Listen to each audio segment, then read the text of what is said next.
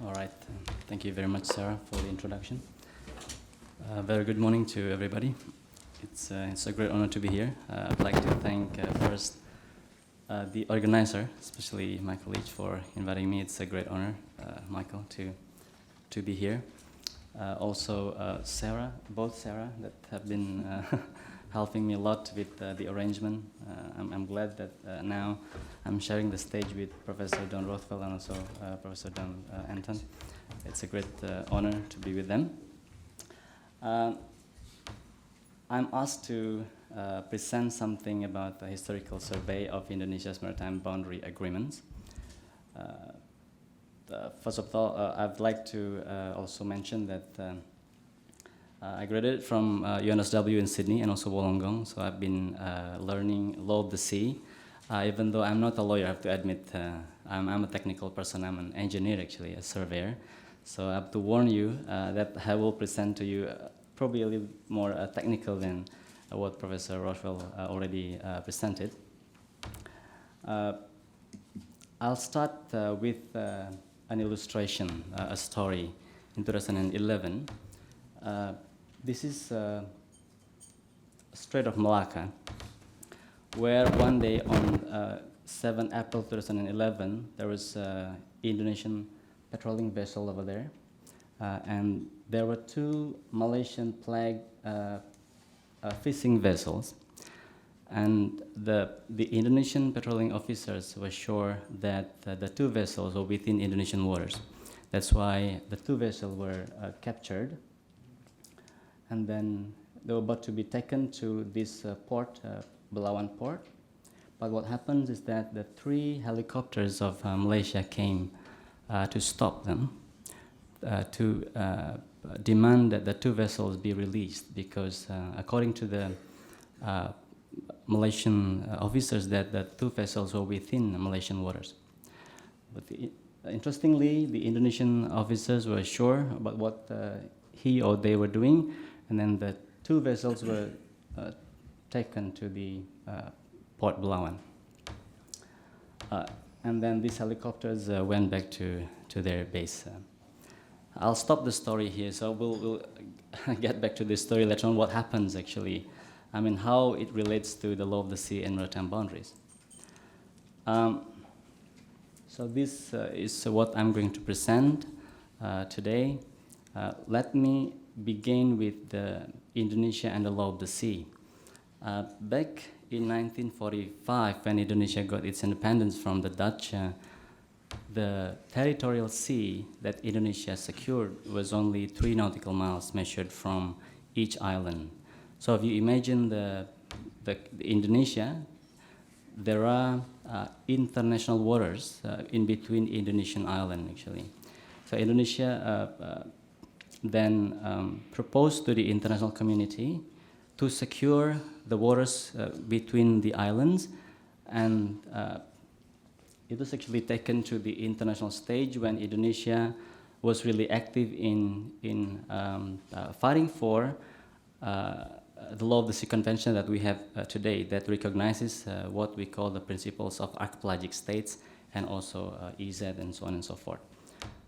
So based on the law of the sea convention that we have now, a country like Indonesia is entitled to what we call archipelagic waters. So the waters in between the islands now belong to Indonesia.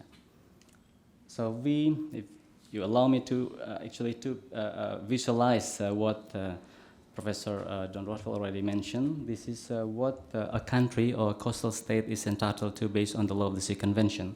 This is the baseline, the meeting point between the water and the land, and this is the territorial sea of 12 nautical miles, and then 200 nautical miles of EEZ, and beyond EEZ, the country is entitled to continental shelf, which the definition of which is governed by Article 76, which is not only based on distance, but also based on the other criteria like geological and geomorphological criteria. So basically, well, because I promised that I'm a technical person, I'll present a little bit about how to measure actually the distance 12 or 200. This is how we do it at 12 nautical miles, for example, how to draw the outer limits of territorial sea. not like this. So some people think that this is the way to do it. It is not like this. If you have a curly coastline like this, the coastal state is entitled to designate the straight baseline. So they will have the internal waters over here, and then the outer limits of territorial sea, for example, is measured from those straight baseline. 12 nautical miles, for example, or 200 for EEZ. So basically, if for Indonesia, a country like Indonesia, first it can designate the archipelagic baseline, so enclose the entire islands, and all the waters within that enclosure is archipelagic waters that belongs to Indonesia. And then out of that is 12 nautical miles, and then contiguous zone for 24 nautical miles, and then 200 nautical miles of EEZ, and beyond that, continental shelf. So theoretically, a country like Indonesia can claim a very large maritime area. If I can illustrate in a simple example like this, a small country, if it is alone in the ocean, it can claim a very, very large maritime area, which is not possible considering that the body like this. Now, allow me to refresh your memory, or to remind you, especially those who are not in this field. This is how maritime boundary delimitation work. 12 nautical miles of territorial sea is for every country, for every state here. So for example, state C and D, they have no issue, they have no problem until they both claim 200 nautical miles of EEZ, where overlapping entitlements happens there that requires maritime boundary delimitation. So this is governed by, for example, Article 74 or 83 for the continental shelf. And these are for opposite states. A and B are adjacent states. And beyond that, we have also continental shelf. So this is an illustration how and why a maritime boundary delimitation required by states in the world. Now this is Indonesia. If we apply those principles to Indonesia, so these are archipelagic baseline of Indonesia that enclose the entire archipelago, and now the waters here belongs to Indonesia, and the 12 nautical miles now measured from those baseline outward. So this is the,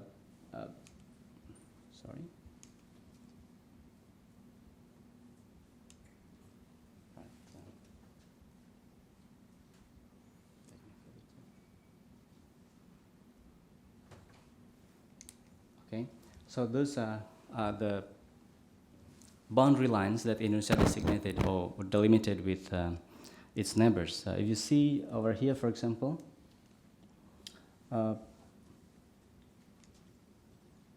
in this area to the west of Sumatra, Indonesia can define the outer limits of EEZ without dealing with any other countries because there's no neighbors over there. But in this case here, this is with Australia. I think Professor Don Russell already mentioned it very clearly. And this is very interesting. For example, we have also a line over here because we have a small island called Christmas Island. I always joke with my students, it's very close to Java, but it belongs to Australia. And my students usually ask me, why don't we claim it? I said, no. It doesn't work that way. So even though it is, even though it is close to Indonesia, it doesn't mean that it's... So if you look at that, it is actually only 350 kilometers from Java and this long from Australia. So distance does not matter in this case when you talk about sovereignty. So I'd like to also explain here. So this is the line that is unilaterally defined and needs no agreements with any other countries. Different to this and this. And this one, for example, with Palau, we haven't settled any maritime boundaries yet, but Indonesia has already defined its proposed boundaries, which is this dust blue line over here. So, and also here in the South China Sea. I can explain this more later on. Now, allow me to talk about the all settled maritime boundaries between Indonesia and its neighbors. If you see this part of the world, Indonesia, Singapore, Malaysia, Thailand, and India, and also Vietnam up here. So this is the line that Indonesia already settled. This is the line settled between Indonesia and Malaysia in 1969 for the seabed boundaries. This one is also with Malaysia, the lateral line. And this one is between Indonesia and Vietnam. This line is with Thailand, and this one is with India. So if you look at this, the year over here, with Thailand, for example, Indonesia had 4 agreements. With India, 3 agreements. With Vietnam, 1, and also with Malaysia, actually 2, but in the same year, 1969. One thing to remember to understand about this line is actually this line is only for the seabed. So this line divided only the seabed, not the water column. So the division for water is not there yet. It is only for the seabed. And it means that Indonesia and other countries needs to delimit the water column later on. This one is with PNG. Also 4 agreements with PNG, but the one here is with PNG, but the 3 before was actually negotiated with Australia on behalf of PNG back in 1991, 92, 93. And it is very interesting to observe that over here in this small part in the north of PNG, the territorial sea boundary is not there yet. So Indonesia needs to delimit the territorial sea with PNG. Now with Australia in the Timor Sea, allow me to once again visualize what Professor John Rothwell already mentioned very clearly and nicely. From what I read, the fishermen from Indonesia or Timor came to this Asmo Reef back in as early as 1700 to fish. But Indonesia, or the fishermen didn't come there as an Indonesian, because Indonesia didn't even exist back then. However, the British came there only in 1878, if I'm not mistaken, but as a nation state. So that's why then those islands, which is Asmo Reef or Pulau Pasir we call, now belongs to Australia instead of for Indonesia, because of the principles that we understand in the law, in the international law, uti possidetis juris, so the territory and the boundaries that exist today is actually coming from the predecessor. So in 1970s, early 70s, as once again Professor Rothwell already mentioned, there are 3 countries over here, Indonesia, Portugal, that this Timor, and also Australia.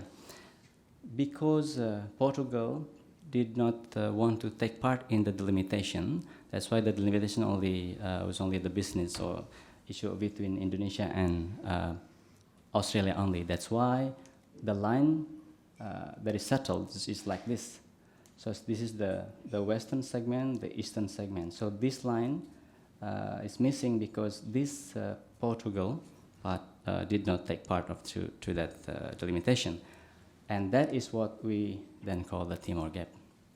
So the existence, inexistence of boundary line is what then called as Timor Gap.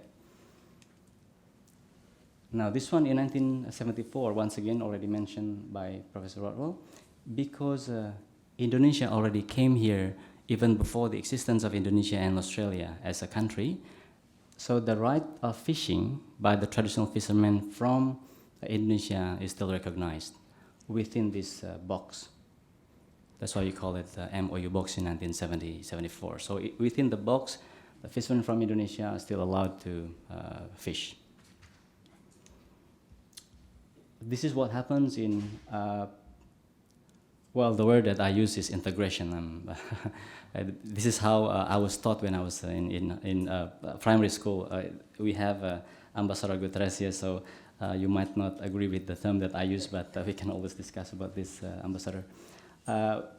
Basically, Timor-Leste or East Timor at the time was with Indonesia. So then the issue of this boundary line is now the issue between Indonesia and Australia. Australia, of course, wants to close the gap, but Indonesia refused to do so. And then, once again, as mentioned by Professor Rothwell, they established this joint development area instead of drawing the line. So this is C and B, and also this is the one that is shared, actually, the revenue sharing. Now, what happens in 1997?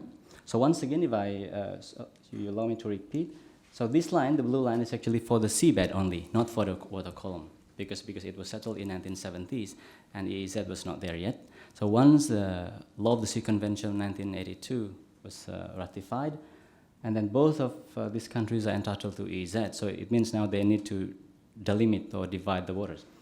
And this is the line dividing the waters, basically EEZ and continental shelf in this area. So it is interesting, we already had the line dividing the seabed, which is here, sorry, which is this one, this blue line, and now we have the line dividing the waters, which is a different line. So it means that in this particular area, in the shaded area, the seabed is for Australia, the sovereign rights of Australia, but the water column is the sovereign rights of Indonesia, which is, you can imagine, it's quite complicated. Now, when Timor-Leste got its independence, as we know today, so the situation is actually the same as what we had in 1970s. Now it is invalidated because Timor-Leste refused to recognize those agreements. And what happens actually, instead of once again drawing a single line, Timor-Leste and Australia managed to draw or to designate a Joint Petroleum Development Area, JPDA, in this area. Now, this is actually the issue between Indonesia and Timor-Leste to draw the lateral line boundary. If I may visualize the issue between Indonesia and Australia, so this is what we have done in 1970s, the line dividing only the seabed. And in 1997, this is the line dividing the water column, which is different from the line dividing the seabed. It means in this particular space, the seabed is for Australia, but the water column above it is for Indonesia. Now you can imagine how complex and how difficult it is. Yes, what happens, or the consequence of that is this. If they have passport, eh?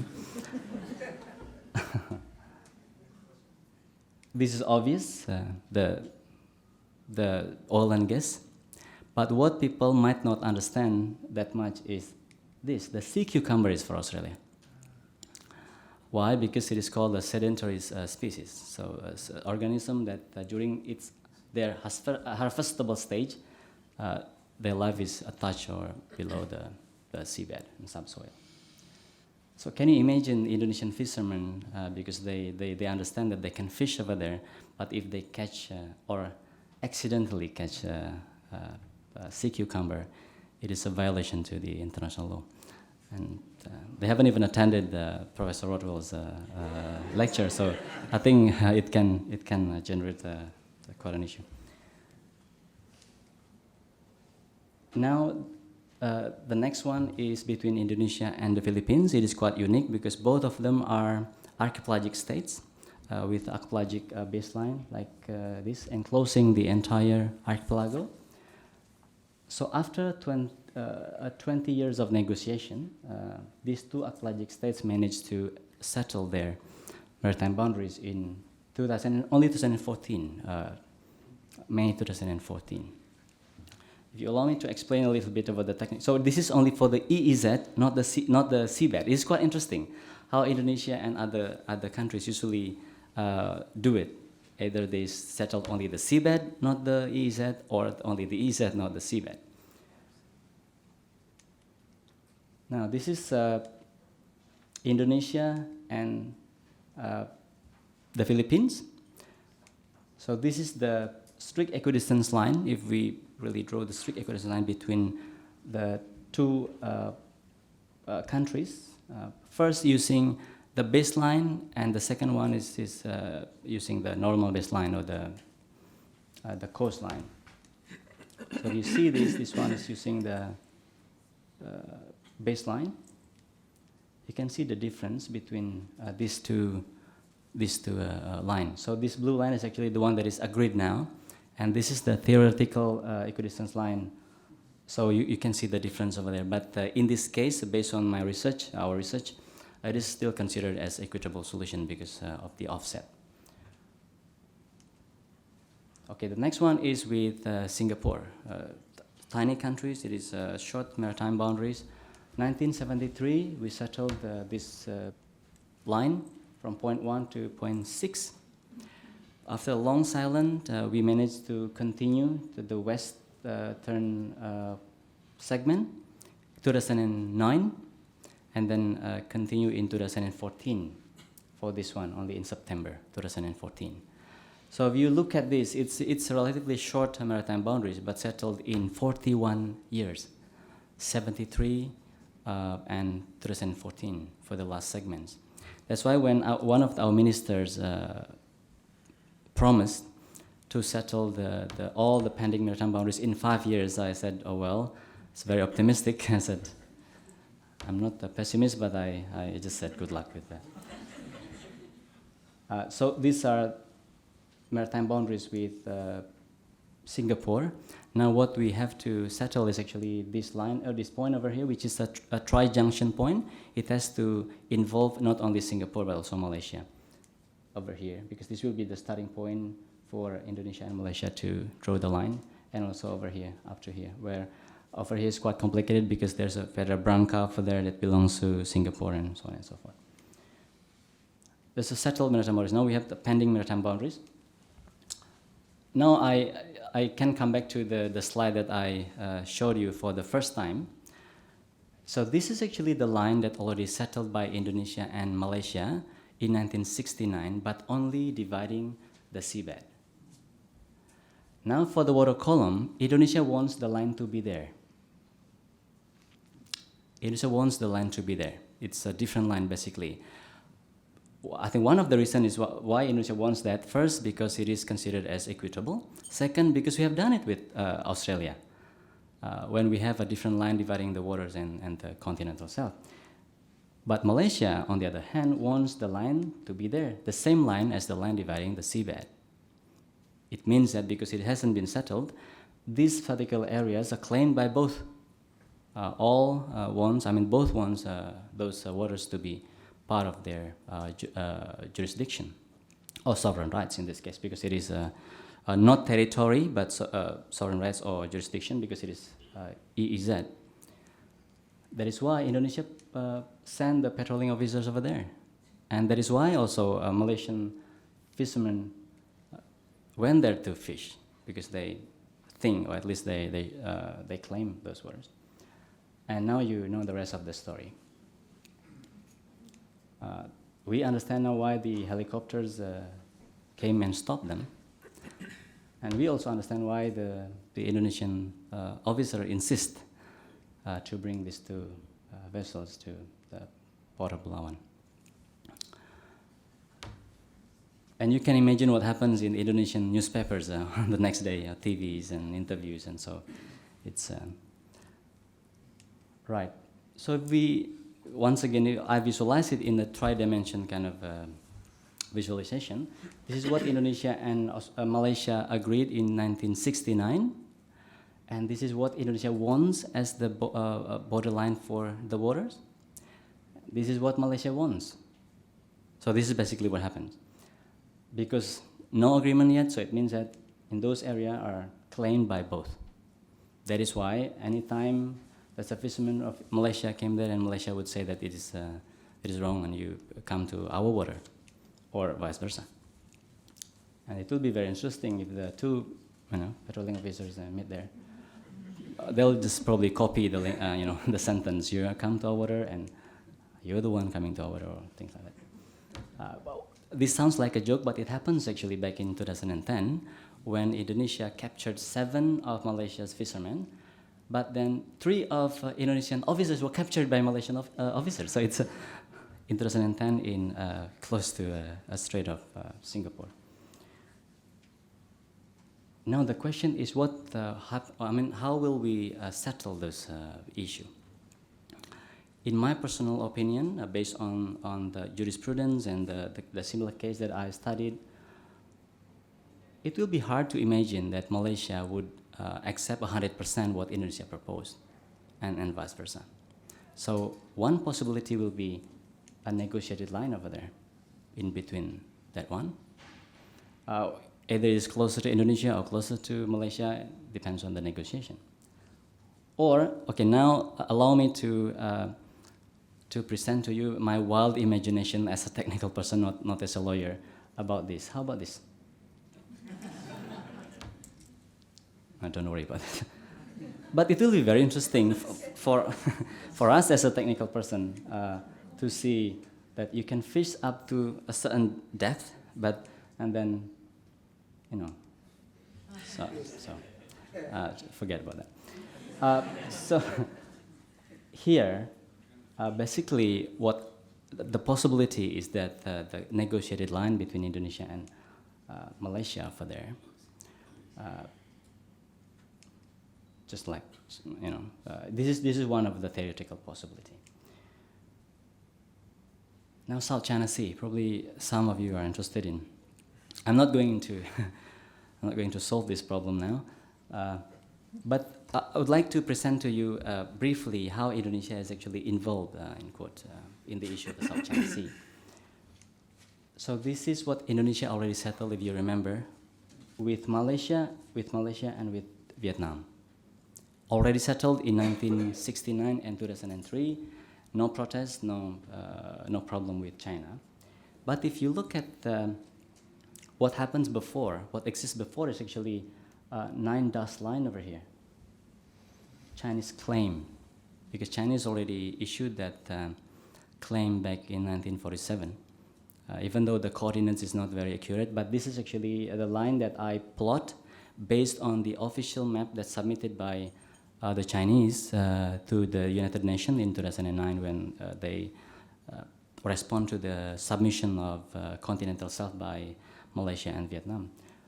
So if you look at this, there's a potential, once again, provided that this line exists, because if you ask the Indonesian officials, no, the 9 dust line does not exist because it is not based on any legal basis. But once again, allow me as a technical person to analyze this technically, because if you talk about dispute, in my opinion, we have to understand where and how much and how large is the dispute, the potential dispute at least.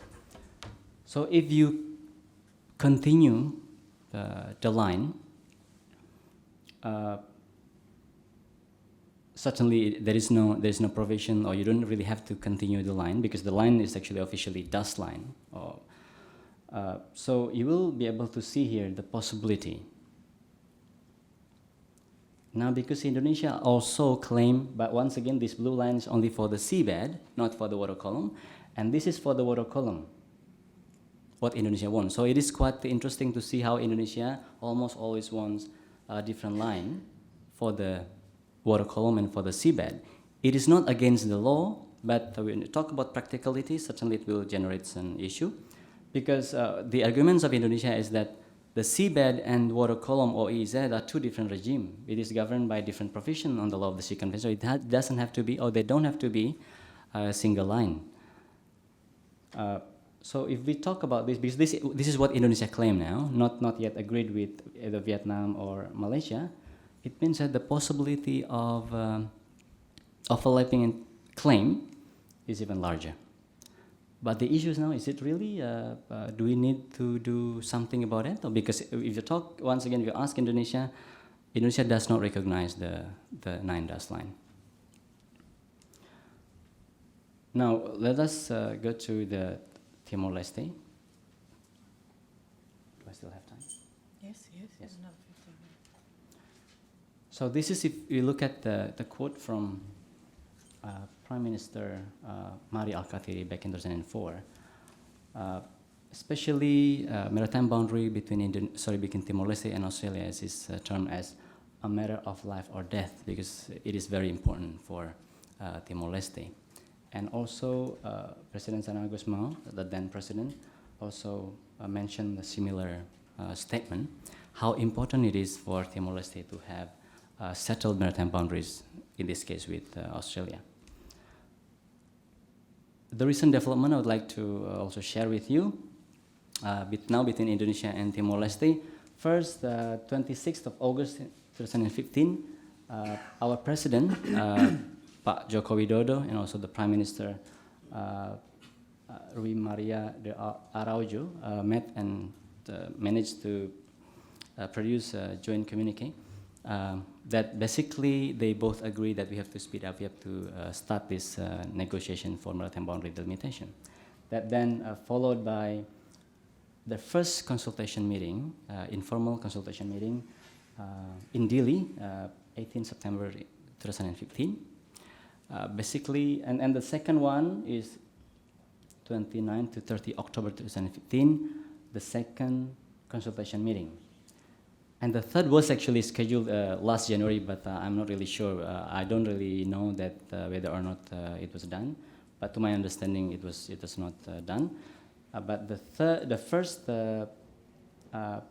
technical meeting is scheduled to be in the first quarter of 2016. What agreed by these two meetings so far is, first, it will be based on Law of the Sea Convention, because now Timor-Leste is a party to Law of the Sea Convention. Second, they agreed to exchange baseline, because baseline is really important for them to start the delimitation. Technically speaking, it will be based on the World Geodetic System 1984. It is my particular area. When you talk about the system, the reference, the coordinates, so it has to be in a single system, agreed, which they did already. And the process of delimitation, the phases of the delimitation process already agreed also. So first phase, second phase, the third phase. So this is what is the latest development now with between Indonesia and Timor-Leste. Now we talk about the baseline. This is the development in the Indonesian side. So back in 1960, when Indonesia for the first time claimed its status as the archaeologic state after the Juanda Declaration in 1957, this is what Indonesia designated as the baseline. So basically enclosing the entire archipelago. But because back then this is not part of the Indonesia, it's like left empty, or the whole is left over here. And then this is what happens in 2002 when they revised the rules, regulation regarding the baseline. And this is the final baseline that they already settled now and already submitted to the United Nations in 2009. So basically now Indonesia already submitted the final baseline that enclosed the entire archipelago. So this is very important because this is now the final baseline that both countries, both states have to consider when it comes to maritime boundary delimitation. While on the other hand, for Timor-Leste, to my understanding, Timor-Leste hasn't declared any particular type of baseline, which usually inferred as being as using a normal baseline, which is actually the coastline instead of. So the maritime zones to delimit in this particular situation is three: territorial sea, because certainly in this part of the area, for example, it is very close. It is less than 24 nautical miles, so it has to delimit the territorial sea, also over here. But in this area, for example, it is more than 34 nautical miles. So in that particular area, it will be dividing EEZ and continental south. And of course, also here, it will deal with three of them: territorial sea, EEZ, and continental shelf. Now, if you talk about the delimitation for territorial sea, once again, I'd like to repeat what Professor Rothwell already mentioned.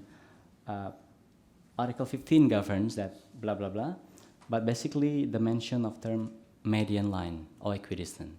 So it is quite clear over there the possibility to use the median line when it comes to the limitation of territorial sea. However, for EEZ and continental shelf, it doesn't really mention specific method to delimit, either it has to be equidistance or median line, whatever, no, but only to mention equitable solution. It has to be equitable solution. Equitable solution is a very open-ended kind of term, so then both parties usually try to convince the other party the equitable solution that they propose. When you talk about the equitable solution, the latest development in terms of case law, or what decided by ITLOS or ICJ, there's a new approach called three-stage approach. So they try now to systematize, to make it more systematic, basically, because the term equitable solution is very loose. So they try to basically establish a system how to reach that equitable solution. First is to define the professional line, which is usually equidistance or median line. Professional line is the first stage. Second stage is to consider relevant circumstances and to adjust the line based on that consideration. And the third phase is actually to conduct a test of disproportionality, whether or not this line is disproportionate for two parties. So basically, these three stages are expected to provide a more systematic equitable solution. And it has been implemented in a number of cases, 2009, 2012.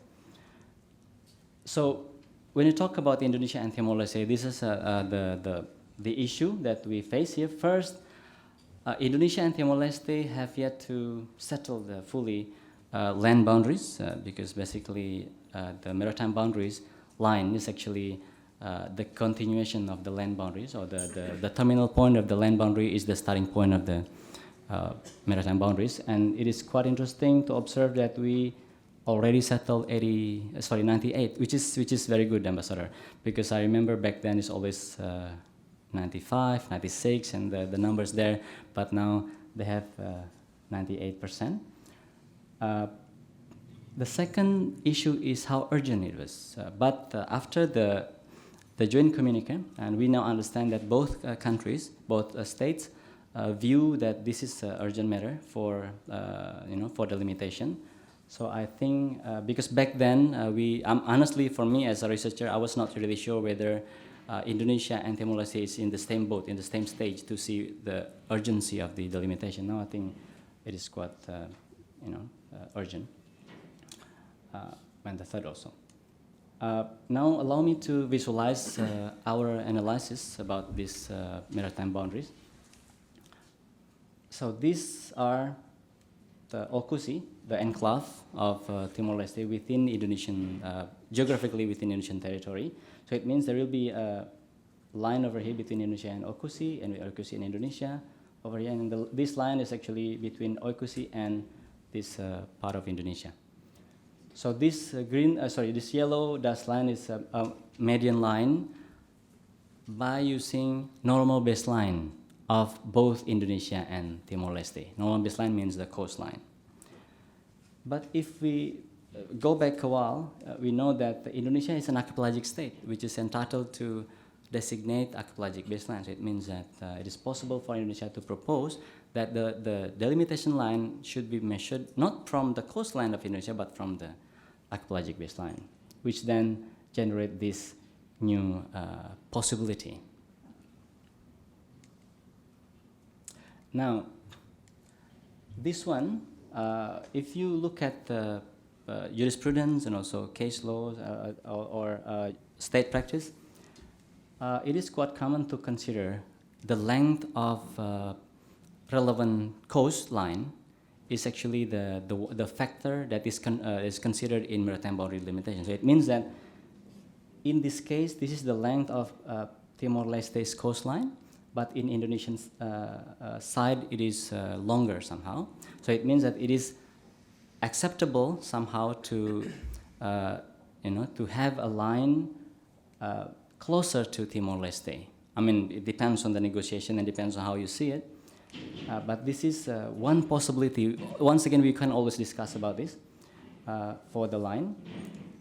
And because we have a Pulau Batek over there, or Batek Island, it's a small island, belongs to Indonesia, but in the wrong position somehow between Indonesia and Oikusi, and it has to be given its own territorial sea, at least, at the very least, based on the Law of the Sea Convention, Article 121.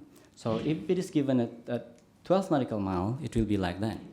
So it means that it has to be a line dividing those entitlement. So this is the one possibility of line of between Oikusi and Indonesia. And this is once again the lateral line between Indonesia and Timor-Leste. Once again, this is my theoretical kind of analysis, so we can always discuss about this. Pulau Batek is like this. It's small island, but certainly quite large. It is certainly an island that meets the criteria set by the Law of the Sea Convention, Article 121. Now, this is the lateral line, the possibility that I'm glad to say that it has been published in a book that edited by my colleague in 2007. So this is a possibility because if you see the shape of the coastline to the southern side is actually concave coastline. So it might be somehow a disadvantage for Timor-Leste in this case. If we have to use the strict equidistance line in here, so it is actually squeezed somehow into the disadvantage of Timor-Leste. Now this is the official position of Indonesia. So this is based on the map that is published by Indonesia last year, 2015, which is very similar to what I presented. So you can now consider that what I presented actually, or to explain, is actually try to demystify how Indonesian government came into this possibility or this line. Now concluding remarks, I hope, okay, I'll still have time, I hope, at least 1 minute. Indonesia has 10 neighbors to deal with when it comes to maritime boundary delimitation, but there are now discussions in Indonesia where really we have only 10. Don't we have like more than that? Because we probably need to consider China now, or if we manage to draw the limits of continental shelf beyond 200 nautical miles to the north of Papua, we might be a neighbor to Federated State of Micronesia, for example, and so on and so forth. Settled partially fully with 8 neighbors already, so except for Timor-Leste, no agreements yet, and with Palau. All other 10s, we have agreements. Not fully, like with Malaysia, for example, we have 2 or 3, but we have to establish our EEZ. 19 agreements so far, and as Professor Rafael already mentioned very clearly, we have yet to ratify the one settled with Australia in 1997. All agreements by negotiation, once again, but I don't really, it depends on how you see it. The 3 agreements that we settled with PNG is actually, we did it with Australia, but on behalf of PNG. I don't know whether this qualify as third party or mediation or, yeah. But basically, no agreements was settled by the court, ICJ or ITLOS. With Australia, all settled pretty much, but now the issue is about the management of the administration of the boundaries. And with Timor-Leste, no agreement yet, but negotiation is on progress. I can go on and on, but I decided to stop here. Thank you very much, and good morning.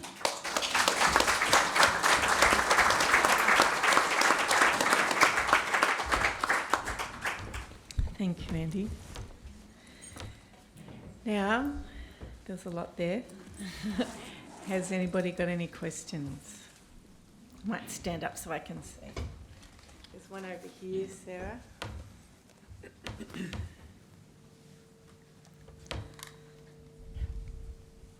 Maybe if you can just say where you're from too. My name's Matthew. I'm a postgraduate student at the University of New England. Just a question for you. You've got East Timor with independence. What will happen to the boundaries if and when West Papua becomes independent of Indonesia, and the impacts that will have on your determination lines?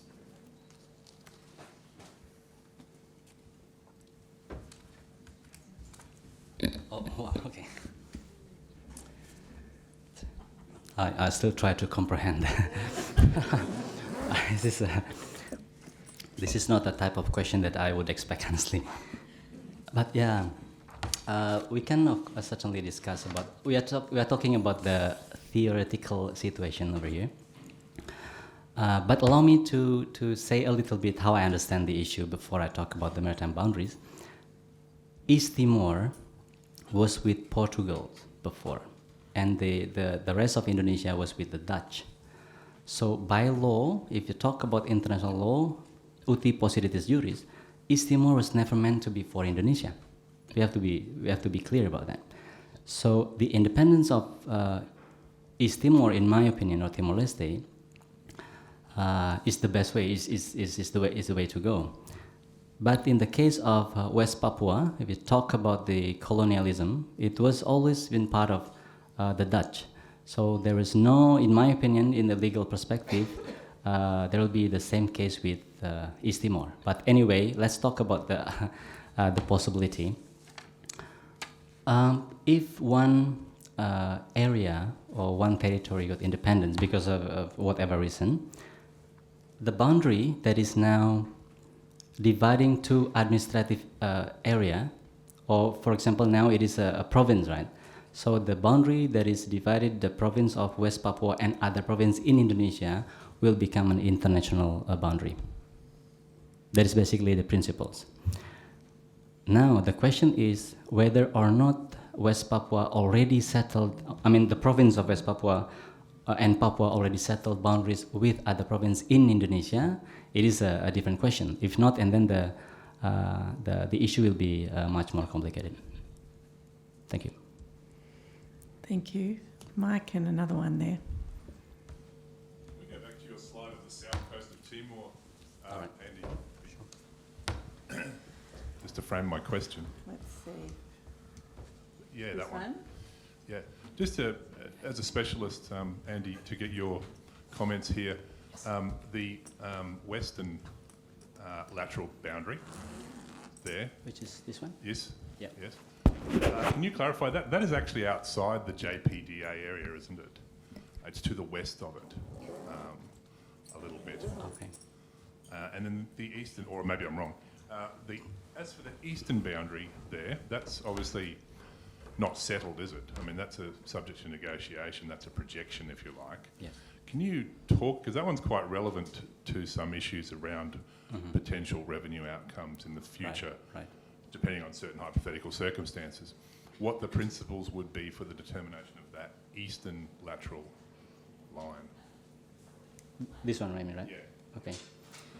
Well, thanks, Michael. First, for the western side over here, well, honestly, I have to double check, but the principles in Indonesia is that because the JPDA that we have, I mean, that settled by Australia and Timor-Leste now, is basically the same area that's settled by Indonesia and Australia back in 1989 in the Timor Gap Treaty.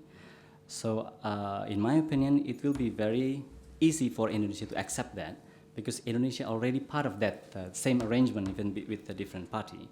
So Indonesia will see that the point 16 and 17 that actually generate the Timor Gap is actually the one point that Indonesia has to utilize when it comes to maritime delimitation between Indonesia and Timor-Leste. It's around over here, right?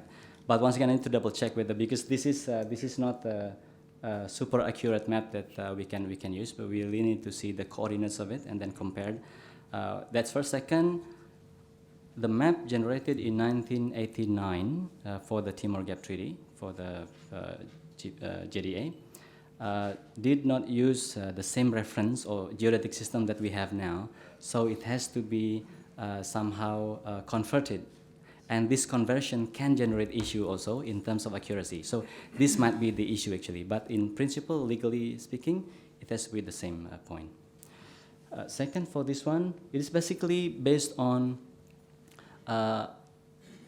equidistance principle. First, once again, if you have to provide my advice or my opinion now, it has to, or it can follow the three-stage approach. First, provisional line, which is usually based on equidistance, but what kind of equidistance? That's not the question. Indonesia, once again, is an archipelagic country, so it is entitled to utilize the archipelagic baseline, not only the small islands over there, but archipelagic baseline. So the line is considered as a coastline. So that is how, in my opinion, they will do. And also to consider, but once again, when you talk about equitability, certainly, in my opinion, technically, it will be pushed a little bit, squeezing the space over here. So we can always discuss about that, how it will be shifted somehow by giving less effect or less weight to Indonesia's archipelagic baseline. That is probably the one that Indonesia might consider and Timor-Leste. Yeah. Just a really quick follow-up. With the negotiations, is there likely to be, at least in the territorial waters, which are uncontested, some provisional boundary on the eastern lateral boundary come out of these talks? Yes, I think that is at least what they are going to do. But I haven't really seen whether or not they will divide the territorial sea and the EEZ and the continental side. But usually Indonesia did that. Even like Philippines, when they actually, they could actually have a single line or at the same time settled EEZ and continental side boundaries, but they did not. They settled only for the EEZ first, and then they are going to settle the continental side boundaries later on. Yeah, thanks. Thank you. My name's Dan Flitton. I'm from the Age newspaper here in Melbourne. Right. And my question for you is about, you mentioned sense of urgency, and I just wondered, given it took, 41 years to negotiate the boundary with Singapore and 20 years for a boundary negotiation with the Philippines, Right. when you talk about urgency, are you willing to sort of speculate on timeframes? Are you willing to speculate on how much political will you see on either side between Indonesia and East Timor for a negotiation on that boundary? Mm-hmm. Because I can't imagine that the two,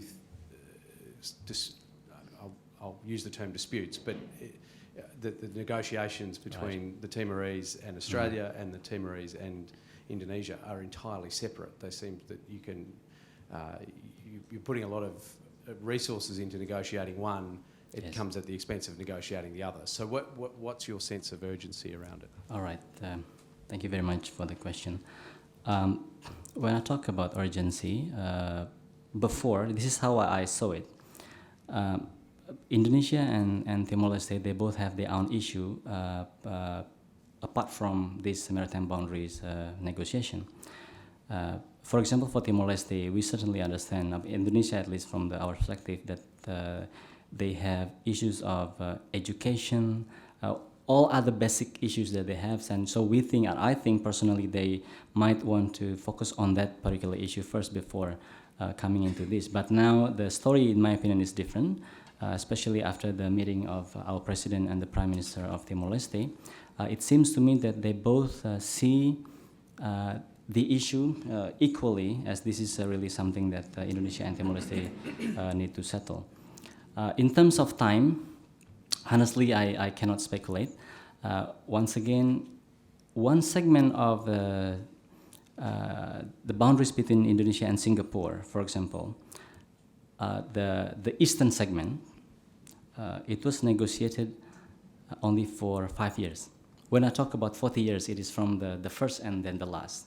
But of course, it was not like continuous kind of negotiation, but it is like a break So it can be that fast. I mean, well, 5 years is considered as quick for maritime boundary delimitation. But if you see different examples like Indonesia and Vietnam, for example, it started in 1978 and concluded in 2003. It's like quite continuous negotiation. So 25 years. I always joke with my students usually. So it started when I was born and concluded when I got married. So it's very, very long time, which I think that is the. So I cannot really generate a pattern over here how the time can dictate. So I cannot really comment honestly when it comes to a time frame, but that is how I see it. Thanks. Any more questions? We could get started on the... Oh, one more over there.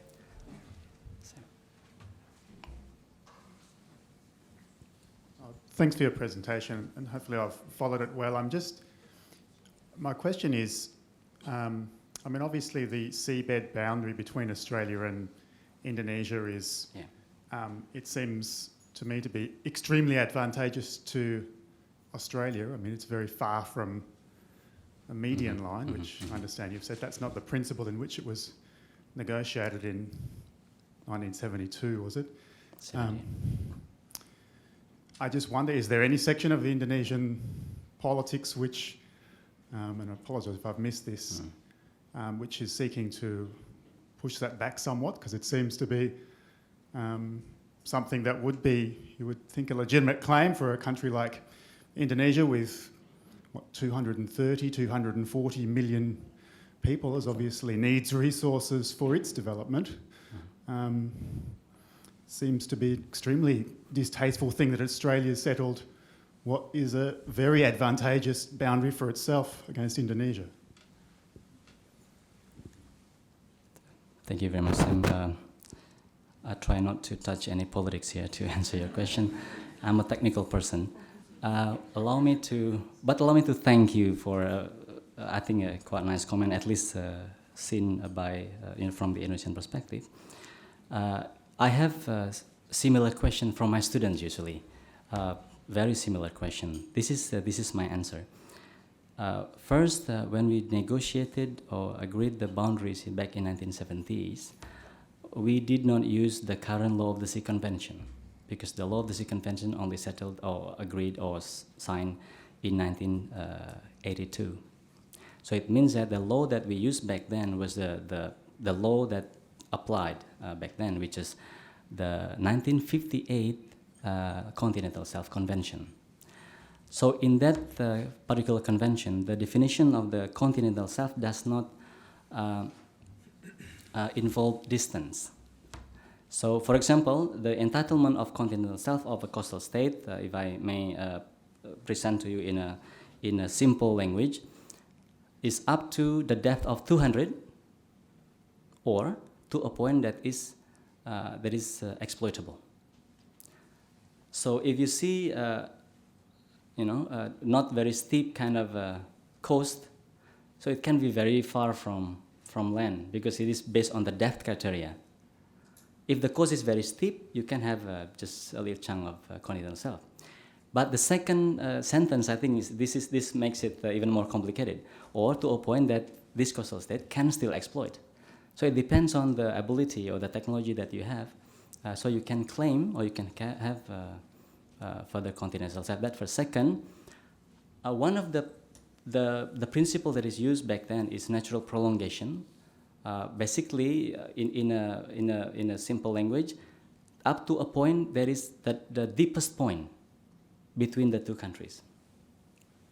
The deepest point will be the possible border point.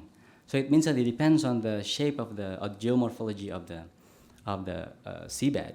It means that if it is very steep from the Indonesian side, but not too steep from the Australian side, it will be the advantage for Australia. That is how, that is the argument that I understand about the 1970s agreement.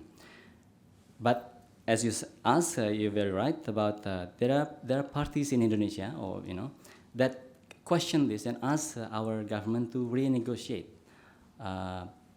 this agreement. But I think Professor Don Anton will probably talk about this because it is related closely to jurisprudence and also to international law that governs how, to my understanding, for example, treaty on borders will not be able to be changed, even though there is a change in the land territory or whatever. I hope this give you a slight hints. Thank you.